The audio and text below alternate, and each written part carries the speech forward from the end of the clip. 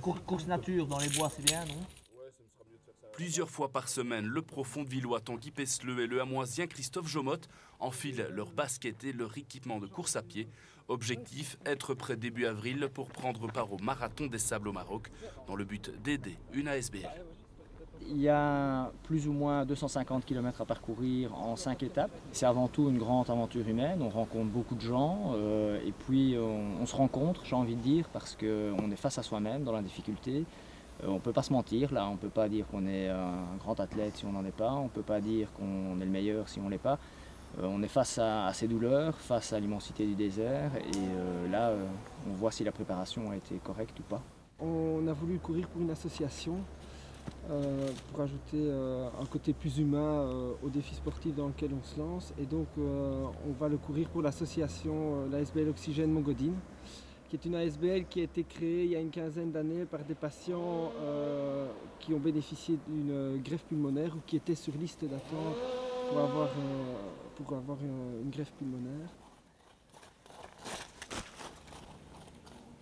L'ASBL Oxygène Montgodine a pour objectif l'aide sociale aux patients en difficulté, la promotion du don d'organes et le soutien à la recherche scientifique. Une telle épreuve ne s'improvise pas, bien entendu. Les entraînements se succèdent depuis plusieurs mois. Si Tanguy a déjà pris part au Marathon des Sables en 2011, pour Christophe, qui est infirmier à Montgodine, ce sera une découverte.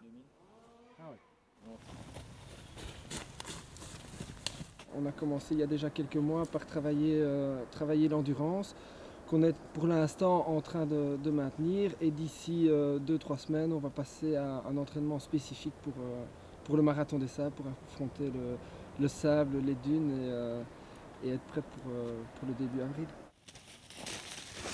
Christophe a déjà fait aussi quelques courses de montagne à l'UTMB, en Chamonix.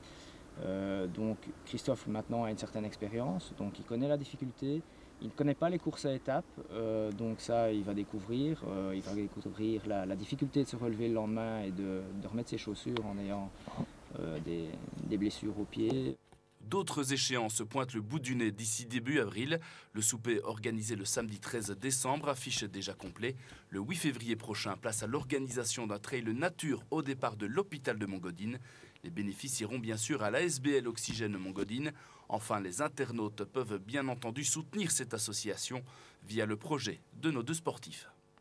Nous avons créé un site internet qui est le monoxytrail.be, sur lequel les gens peuvent se connecter et aller voir comment le projet se passe et faire un don pour l'association en nous parrainant au kilomètre, simplement.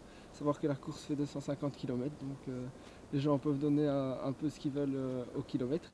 Tanguy et Christophe ou le dépassement de soi-même au service d'une bonne cause.